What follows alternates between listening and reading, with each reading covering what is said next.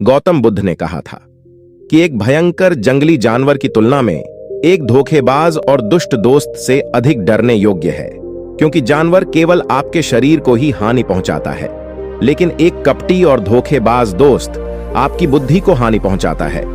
केवल एक बुरे दोस्त ही आपको उस स्थिति तक पहुंचा सकता है जहां आपको ऐसा लगता है कि यह दुनिया बहुत खराब है, यहां रहने का कोई फायदा क्या है। और यही होता है जब आपको धोखा मिलता है, आपको ठगा जाता है, और केवल व्यक्ति ही जो अंधे विश्वास करता है उसके साथ ठगी होती है। हम किसी को सीधे विश्वास नहीं करते हैं, विश्वास धीरे धीरे बढ़ता है, लेकिन समय के बाद यह विश्वास इतना मजबूत हो जाता है कि हम उस व्यक्ति के सामने अपनी आंखें, कान और मन बंद कर देते हैं। और फिर ऐसी स्थिति में होता है कि हमारे सबसे विश्वास योग्य व्यक्ति हमें सबसे ज्यादा धोखा देता है। हम दुनिया में विश्वास खो देते हैं और हम सभी को संदेह के साथ देखना शुरू कर देते हैं। वास्तविकता में यह दुनिया धोखे पर चल रही है। हम किसी न किसी को धोखा देते हैं, कहीं ना कहीं या कभी ना कभी अपने जीवन में, और दूसरे लोग भी हमें धोखा देते हैं। दूसरों द्वारा धोखा देना समझना संभव है, लेकिन हमने वर्षों से खुद को ही धोखा दिया है। हम अपने आप को ऐसी बातों को मनाते हैं ताकि हमें सच्चाई का सामना ना करना पड़े, और हम अपने छोटे से दुनिया में खो जाते हैं। धोखा या विश्वासघात एक दो धारी तलवार की तरह होता है। हमें ऐसा लगता है कि हम दूसरे व्यक्ति को धोखा देकर उसे बेवकूफ बना रहे हैं, लेकिन यह कपटी तलवार हमारे सामने खड़ा व्यक्ति का गला उतना ही काटती है जितना कि ये हमारे गले को भविष्य में काटती है।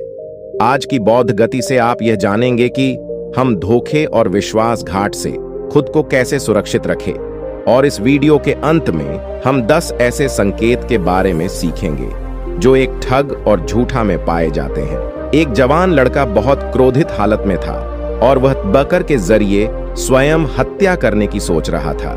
जब वह पहाड़ी के शिखर तक पहुंचा तो उसने चिल्लाया, ये दुनिया इतनी बुरी क्यों है? यहाँ सब इतने स्वार्थी क्यों हैं? क्या मेरे जीने का कोई मतलब नहीं है? उसी पहाड़ी के शिखर पर एक बौद्ध सन्यासी ध्यान में लीन था। उस जवान लड़के की उच्च आवाज सुनकर उसने संचय के साथ उठ गया। उसे एकदम समझ में आया कि यह जवान लड़का यहां स्वयं हत्या करने आया है।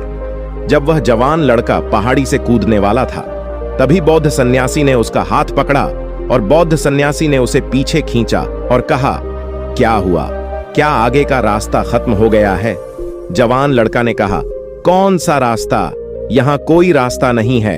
मैं यहां से कूदकर स्वयं हत्या करने जा रहा हूं। बौद्ध सन्यासी ने कहा, हर किसी को एक ना एक दिन मरना होता है, लेकिन तुम इतनी जल्दी में क्यों हो? जवान लड़के ने कहा, क्योंकि यह दुनिया जीने के लायक नहीं है। यहां सभी स्वार्थी और धोखेबाज हैं। मैंने जिस पर भरोसा किया वो सभी ने मुझे धोखा दिया। मेरा अपना भाई ने मुझे धोखा दिया, मेरा दोस्त मुझसे धोखा दिया, लेकिन आज यह सब बहुत ज्यादा हो गया है। मेरी पत्नी भी मुझसे धोखा दिया। उसने एक अमीर व्यापारी के साथ फरार हो गई। इतने धोखे मिलने के बाद अब मुझे इस दुनिया में जीने का कोई मतलब नहीं है। एक स्वार्थ दुनिया में किसी पर भी भरोसा नहीं किया जा सकता, इसलिए मैं स्वयं हत्या करने जा रहा हूं। बौद्ध सन्यासी ने कहा, क्या तुम स्वार्थी नहीं हो? क्या तुम पर भरोसा किया जा सकता है? व्यक्ति ने कहा, मैंने किसी को धोखा नहीं दिया है, किसी से विश्वासघात नहीं किया है। अगर चाहो तो मेरे गांव जाकर पूछ सकते हो। लोग मेरा फायदा उठाते रहते हैं, लेकिन अब तक मैंने किसी के साथ बुरा नहीं किया है। बौद्ध सन्यासी ने कहा, मुझे तुम पर भरोसा नहीं होगा। तुम्हें मुझे यह साबित करना होगा कि तुम स्वार्थी व्यक्ति नहीं हो। व्यक्ति ने पूछा, इसे साबित करने के लिए मुझे क्या करना होगा? सन्यासी ने उत्तर दिया, तुम्हें अगले 1 साल तक मेरे आश्रम में मेरे साथ रहना होगा। फिर यह मुझे पता चलेगा कि तुम ईमानदार व्यक्ति हो या तुम भी दूसरों की तरह स्वार्थी और कपटी हो। व्यक्ति ने कहा, ठीक है, मैं आपके आश्रम में 1 साल तक रहकर खुद को साबित करूंगा। बौद्ध सन्यासी ने उस जवान लड़के को अपने साथ अपने आश्रम में ले गया और उसे अपना शिष्य बनाया। अगली सुबह बौद्ध सन्यासी ने उस नए शिष्य को अपने पास बुलाया और कहा, मुझे तुम पर अभी भी भरोसा नहीं है, लेकिन तुम जाओ और भिक्षा मांगो, तब तक मैं तुम्हारे अन्य गुरु भाइयों को सिखाऊंगा। नए शिष्य ने गुरु को नमस्कार किया और भिक्षा मांगने के लिए जाने चला गया। उसने आज तक भिक्षा नहीं मांगी थी, इसलिए उसे भिक्षा मांगने में बहुत परेशानी हो रही थी। भिक्षा के लिए उसके मुंह से शब्द नहीं निकल रहे थे। उसका अहंकार उसे रोक रहा था। उसके अंदर उसका घमंड उठ रहा था। मास्टर को गलत साबित करने के लिए उसने भिक्षा मांगी और उस भिक्षा को लेकर वह गुरु के पास लौट आया। उसके हाथ में भिक्षा देखकर गुरु ने कहा कि तुम कम से कम किसी हद तक भरोसेमंद हो। मैंने सोचा था कि तुम भिक्षा मांगने में सक्षम नहीं होगे, लेकिन तुमने मुझे गलत साबित किया। मेरे साथ अपने गुंबद पर चलो। गुरु ने कहा, मुझे वहां तुम्हें कुछ दिखाना है। गुरु ने उस शिष्य को छतरी में ले गया। छतरी के ऊपर एक मटका लटक रहा था। गुरु ने मटके की ओर इशारा करके कहा, क्या तुम उस मटके को देख रहे हो? इसमें जहर है, और यह जहर ऐसा भी है, अगर किसी को दिया जाए तो व्यक्ति बहुत ही आसानी से मर सकता है और कोई भी नहीं जानेगा कि वह कैसे मरा। जवान शिष्य ने कहा, लेकिन गुरुदेव, आप मुझसे ये सब क्यों बता रहे हैं? सन्यासी ने कहा, मैं तुम्हें बस चेतावनी दे रहा हूं कि कभी ताजगी से इसे न खाना। कुछ दिनों बाद गुरु अपने शिष्यों के साथ एक जंगल से गुजर रहे थे कि अचानक कुछ जंगली लुटेरे उन पर हमला कर दिया। सभी शिष्य अपनी जान बचाने के लिए इधर उधर भागने लगे, लेकिन अधिक उम्र के कारण गुरु भागने में सक्षम नहीं थे। इसे उस जवान शिष्य ने महसूस किया और उसने बहादुरी दिखाई और उसे उस लुटेरों से बचाकर उसे आश्रम ले आया। आश्रम पहुंचते ही गुरु ने सभी के सामने उस शिष्य की प्रशंसा की और कहा, मेरे नए शिष्य, तुम सभी से बेहतर है, जिसने मेरी जान को जोखिमों से बचाई और मुझे यहां सुरक्षित लाया। आज के बाद मुझे उस पर विश्वास है। उस दिन के बाद हर सुबह जब भी गुरु उस शिष्य से मिलते, वह उससे एक बात कहते, मुझे तुम पर पूरा विश्वास है। धीरे धीरे गुरु का उस शिष्य पर विश्वास बढ़ता रहा और यह इतना बढ़ गया कि एक दिन गुरु ने शिष्य को अपने पास बुलाया और कहा, मेरे पास कोई पुत्र नहीं है, लेकिन तुम मेरे बेटे की तरह हो। मैं अब बूढ़ा हो गया हूं, इसलिए मेरी मृत्यु के बाद मैं चाहता हूं कि तुम इस आश्रम की जिम्मेदारी को अपने हाथों में लो। शिष्य ने कहा, गुरुदेव, अगर यह आपकी इच्छा है तो मैं भी आपके सुख के लिए इस जिम्मेदारी को संभाल लूंगा। यह कहते ही शिष्य चला गया। कुछ दिनों बाद गुरु बीमार पड़ गए तो उसने आश्रम के सभी शिष्य को बुलाया और घोषणा की कि युवा शिष्य उसके बाद इस आश्रम को संचालित करेगा। दिन धीरे धीरे बीतते गए और वह युवा शिष्य की मन की बेचैनी बढ़ने लगी। उसे जितनी जल्दी हो सके आश्रम को कब्जा करना था। वह हर सुबह गुरु के पास जाता, उनकी सेहत पर कोई प्रभाव पड़ रहा है या नहीं दिखने के लिए, लेकिन गुरु की सेहत दिन प्रतिदिन ठीक हो रही थी। अब उसकी सहन शक्ति का बांध टूट रहा था। उसकी रातें नींदहीन हो गई। वह हमेशा सोचता रहता था, मास्टर को कैसे रास्ते से हटाया जाए, और कोई भी न जाने, कभी कभी उसे यह ख्याल आता था कि मास्टर को नदी में धक्के मार दे, लेकिन अगले ही पल उसे यह अनुभव होता कि मास्टर एक अच्छा तैराक है, वह तैरकर निकल जाएंगे। कभी कभी उसे यह विचार आता था कि वह मास्टर को गले दबाकर मार देगा। सभी जानते हैं कि मैं मास्टर का विश्वास पात्र हूं, इसलिए किसी को भी मुझ पर संदेह नहीं होगा। लेकिन फिर वो सोचते हुए अपने आप से वो बात करता है कि यदि थोड़ी सी गड़बड़ी अगर हो गई तो हालात और बिगड़ सकती हैं। उसे कुछ ऐसा तरीका ढूंढना होगा जिससे कि मास्टर तो मरे ही और सबको ये लगे कि यह एक पराकीर्तिक मौत हुई है और इसे ईश्वर ने स्वीकार किया है। एक दिन वह युवा शिष्य मास्टर के कुटिया में मास्टर के पास बैठा था। तभी उसकी नजर ऊपर लटकती हुई उस मटके पर पड़ी। उसे याद आया कि मास्टर ने कहा था कि इसमें जहर है, और वह जहर ऐसा है कि अगर किसी व्यक्ति को दिया जाए तो व्यक्ति बहुत आसानी से मर सकता है और किसी को भी पता नहीं चलेगा कि वह कैसे मरा। उसने सोचा कि इस जहर को मास्टर को देना सही होगा और कोई भी नहीं जानेगा कि वो कैसे मरा। फिर उसके पास पूरे आश्रम पर काबू पाने की संभावना भी होगी। अगले दिन उसने गुप्त रूप से मास्टर के कुटिया से वो जहर चुराया और मास्टर के भोजन में मिला दिया। मास्टर ने वो रात का खाना खाया और सो गए, लेकिन सुबह होने पर पूरा आश्रम जाग उठा, लेकिन मास्टर नहीं उठे। शिष्य गुरु के कुटिया में गए और देखा कि मास्टर मर गए हैं। जब उस युवा शिष्य को ये जानकारी मिली तो उसके अंदर बहुत खुशी हो गई और वह आश्रम का नियंत्रण संभालने का कार्य शुरू कर दिया। आश्रम में एक पुराना शिष्य भी था। वह सब कुछ खामोशी से देख रहा था। वह अपने कुटिया में गया और वहां से एक दवा लेकर आया और मास्टर को दिया। कुछ ही समय में मास्टर की चेतना वापस आई और वह ठीक से उठकर बैठ गए। ऐसा देखकर उस युवा शिष्य के पैरों तले जमीन खिसक गए।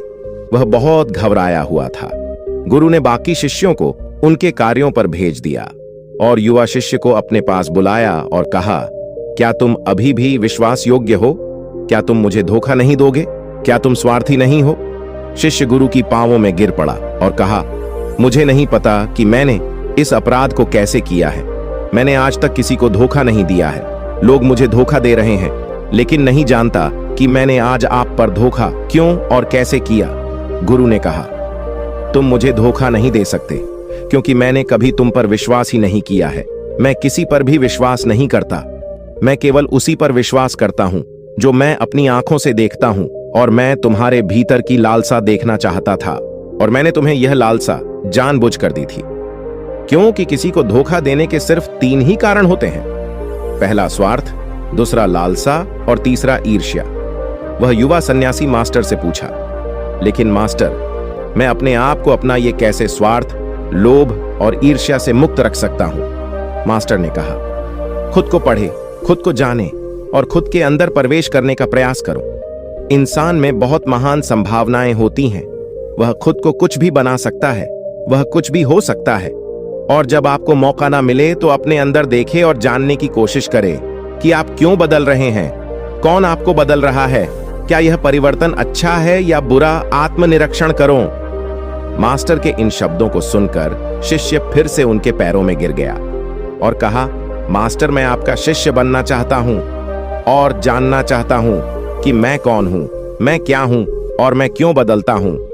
मास्टर ने कहा, हमारे आसपास ऐसे बहुत सारे लोग हैं और बहुत सारे ऐसे लोग रह चुके हैं जो इसका उदाहरण है, जो कभी अपने स्वार्थ, लोभ और ईर्ष्या के कारण किसी को धोखा नहीं दिया है। वह किसी का विश्वासघात नहीं करते। एक व्यक्ति तभी किसी को धोखा देता है जब उसे लगता है कि कोई नहीं देख रहा है कि वह क्या कर रहा है, और भविष्य में कोई नहीं जानेगा कि वह जो कर रहा है सही है। पकड़े जाने के बाद वह अपनी सुरक्षा के लिए अधिकतर तर्क देता है कि मैं कुछ नहीं कर सका, यही आखिरी राह थी, मुझे मजबूर किया गया था। लेकिन यह धोखा देने के पीछे की सच्चाई है जो हर विश्वासघात के पीछे छुपी होती है, लेकिन फिर भी व्यक्ति ये जानबूझकर करता है। मास्टर ने शिष्य की आंखों में देखते हुए कहा, याद रखें, हम किसी को धोखा देने पर हमें उसकी आंतरिक अभिज्ञान को चोट पहुंचाते हैं और वह इतनी बुरी तरह चोटित हो जाता है कि फिर वह किसी पर भरोसा नहीं कर पाता। वह अंदर से बहुत ही दुखी और अकेला महसूस करने लगता है। इसलिए यदि आप चाहते हैं कि कोई आपको धोखा ना दे, तो आप अपनी आंखें, कान और मन को खुले रखें। लोगों पर विश्वास करें, लेकिन इतना विश्वास मत करें कि वे आपका फायदा उठाने लगे। हमेशा अपने सबसे महत्वपूर्ण कार्यों पर नियंत्रण में रहे और कभी कभी खुद को जांचते रहे, क्योंकि जिस धोखे को आप टालना चाहते हैं, क्या आप किसी दूसरे के साथ वैसा ही धोखा कर रहे हैं?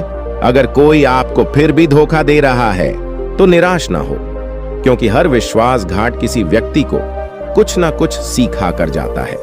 धोखा खाने के बाद एक व्यक्ति पहले के मुकाबले ज्यादा सतर्क और सावधान हो जाता है। इसलिए अपने जीवन को बिगाड़ने की आदत ना डालें, बल्कि इसे एक सबक समझें और आगे बढ़े। मास्टर ने कहा, ये हैं धोखेबाज व्यक्ति के 10 निशानियां एक चालाक व्यक्ति के, जो आपको धोखा दे सकते हैं, आपके चैन चुरा सकते हैं और आशा की गहरी समुद्र में डूबते हुए आपकी जिंदगी खत्म कर सकता है। पहला चिन्ह, वह व्यक्ति जो झूठा होगा, वह धोखेबाज होगा, वह सब कुछ आपसे छुपाएगा। आप उसके बारे में दूसरे लोगों से जानेंगे और जब आप पूछेंगे वह कहेगा कि उसे बताना भूल गया। उसके साथ बहुत समय बिताने के बावजूद आप उसके बारे में ज्यादा नहीं जान पाएंगे। वह आपके बारे में क्या सोचता है, उसकी जिंदगी में क्या चल रहा है, यह आपको हमेशा भ्रमित करेगा, क्योंकि वह सब कुछ आपसे छुपाएगा, क्योंकि वह सच्चा आदमी है ही नहीं। एक सच्चा आदमी को अपने बारे में बताने से कोई परेशानी नहीं होती। वह आपके साथ लगभग सब कुछ साझा करता है। लेकिन एक धोखेबाज बहुत सतर्कता से चलता है। इसलिए हमें इन बातों पर ध्यान देना चाहिए। जिनके साथ हम एक संबंध में हैं, जिनके साथ हम अपने जिंदगी का विश्वास और प्यार का सौदा करने जा रहे हैं, क्या वह हमारे साथ अपने जीवन की पूरी कहानी साझा करता है या नहीं? क्या वह बातें हमसे छुपाता है? अगर वह छुपाता है तो वह व्यक्ति एक बड़ा धोखेबाज है। दूसरा चिन्ह, वह व्यक्ति जो धोखेबाज हो या हमारे साथ सच्चा प्यार नहीं है तो वह हमारी परवाह नहीं करेगा। हम उसकी परवाह कितनी भी करें, हम उसके लिए कुछ भी क्यों ना करें, लेकिन वो हमारी परवाह बिल्कुल भी नहीं करेगा। और यह एक बार ही नहीं दिखेगा, बार बार दिखेगा, लेकिन हम इसे नजरअंदाज करते हैं। ये हमारी गलती है, क्योंकि हमारे मोहित होने के कारण हम अपनी आंखों के सामने सच्चाई को नहीं देख पाते। ये हमारी गलती है। अगर हम थोड़ा सावधानी से ज्यादा देखने की कोशिश करें तो हमें पता चलेगा कि वह हमारी परवाह नहीं करता। तीसरा चिन्ह, एक धोखेबाज व्यक्ति भी बड़ा झूठा होता है। उसके शब्द उसके आपसी मेल नहीं खाते, उसकी जीभ बदलती रहती है, वह अपने वचनों को नहीं निभाता, लेकिन हम उसकी झूठे में फंस जाते हैं, इसलिए हम उसे पहचान नहीं पाते। चौथा चिन्ह, एक धोखेबाज व्यक्ति हमारे मुख पर प्रशंसा और सराहना हमारे सामने करेगा, लेकिन वह कभी भी हमारी प्रशंसा नहीं करेगा और हमें सम्मान नहीं करेगा, चाहे हम उसके लिए मर जाएं। वह हमें कभी सराहना नहीं करेगा और हमें उतना महत्व नहीं देगा जितना कि हम अपनी जिंदगी में देते हैं, क्योंकि वह हमें एक दिन धोखा देगा। इसलिए यह बेहतर है कि हम सतर्क रहे, पहले ही बहुत धोखे खा चुके हैं। पांचवा चिन्ह, वह कहते क्या है, उस पर आपको ध्यान देने की वजह उनके कार्यों पर ध्यान केंद्रित करें।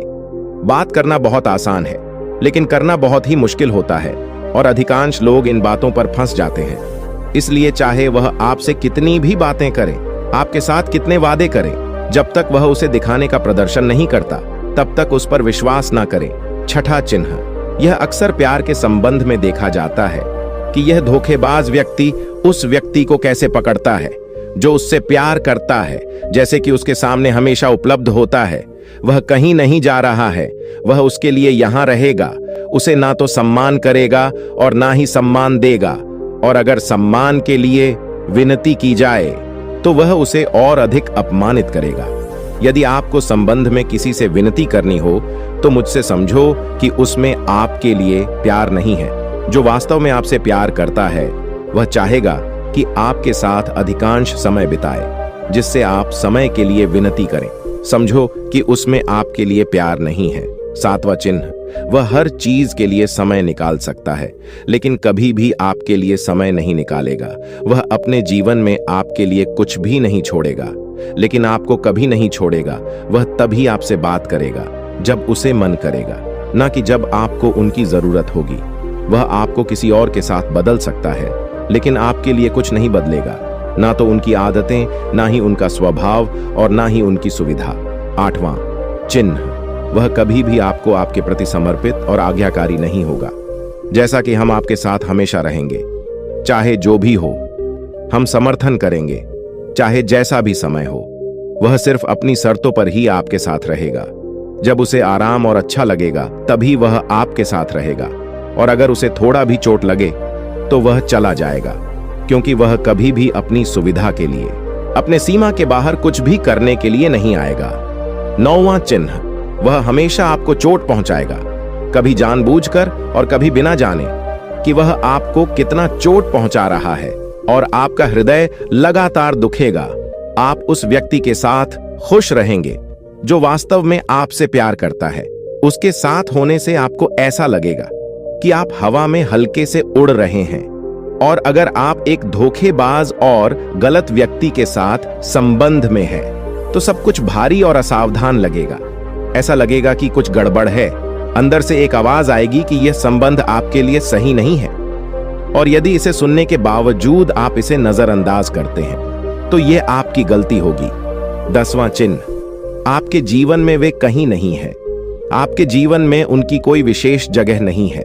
जब चाहे वे आसानी से आपके जीवन से आपको निकाल सकते हैं और उन्हें कुछ फर्क नहीं पड़ेगा। यदि आप यह नहीं मानते और उनकी सच्चाई जानना चाहते हैं तो आप अपनी जीवन से कुछ दिनों के लिए गायब हो जाइए। उन्हें कुछ फर्क नहीं पड़ेगा, बल्कि वे खुश रहेंगे। अच्छा है कि समस्या हमारे जीवन से चली गई है। अब हम आजाद हैं और हम जो चाहे वो कर सकते हैं। यदि आप भी अगर ऐसे व्यक्ति के साथ संबंध में हैं तो आप अपने बुद्धि को संयम में लाइए और जितनी जल्दी हो सके इससे बाहर निकले। मुझे विश्वास करें, ऐसे संबंध से बाहर आने के बाद आपको सुख, शांति और प्यार मिलेगा। और क्या दुनिया में सिर्फ एक ही व्यक्ति है? यदि आप एक खराब व्यक्ति को छोड़ देते हैं तो 10 अच्छे लोग आपके जीवन में आएंगे जो आपको सम्मान और प्यार देंगे। और जब तक आप इस तरह के झूठे व्यक्ति के साथ हैं तब तक आप अपने अच्छे लोगों को नहीं देख पाएंगे। लेकिन जैसे ही आप ऐसे धोखेबाज व्यक्ति को छोड़ देंगे, अच्छे लोग आपके जीवन में आना शुरू हो जाएंगे। और एक और बात, आजकल वे लोग जिनके साथ प्यार में धोखा हुआ है वे कहते हैं कि प्यार कुछ नहीं है, सब कुछ झूठ है। आजकल सब कुछ झूठा है, लेकिन यह पूरी तरह से सही नहीं है। जिस व्यक्ति ने आपको धोखा दिया है उससे प्यार के अर्थ की जानकारी नहीं थी। लेकिन आज भी दुनिया में बहुत सारे ऐसे लोग हैं जो प्यार को कैसे करना है जानते हैं और उसे बरकरार रखने की भी जानते हैं। धोखा खाए लोग अपनी ओर से सच्चा प्यार करता है। प्यार ईश्वर की उपहार है और यह दुनिया प्यार पर आधारित है। अगर एक गलत व्यक्ति ने आपका प्यार समझ नहीं पाया तो इसका अर्थ यह नहीं है कि इस दुनिया में प्यार नहीं है। यह दुनिया प्यार पर ही आधारित है। यह प्रसिद्ध नृत्य दुनिया सिर्फ प्यार करने वालों के कारण है। और अंत में एक और बात, यदि आप अपने परिवार के सदस्यों से धोखा खा चुके हैं या आपस में गलतफहमी हो गई है तो एक दूसरे के बात समझने का प्रयास करें। एक दूसरे को जानें और एक दूसरे को माफ करें। क्योंकि दोस्तों, आपको बहुत सारे लोग मिलेंगे लेकिन आपके परिवार के सदस्यों की तरह किसी और जगह पूरे विश्व में नहीं मिलेंगे। हाँ, उनका दृष्टिकोण थोड़ा अलग होता है, वे थोड़े दूर के होते हैं, आपके परिवार के बाहर, जैसे कि आपके दोस्त, दूर के रिश्तेदार या पड़ोसी। लेकिन परिवार के सदस्यों को माफ कर देना बुद्धिमान होता है। तो दोस्तों, आज के वीडियो में बस इतना ही। उम्मीद है आपको यह वीडियो पसंद आई होगी। अगर पसंद आई होगी तो वीडियो को एक लाइक करना मत भूलिएगा। मुझे उम्मीद है कि आपको यह कहानी पसंद आई होगी और काफी कुछ सीखने को मिला होगा। कहानी के बारे में अपने विचार आप हमें नीचे कमेंट बॉक्स में कमेंट करके बता सकते हैं। नमो बुद्धाय।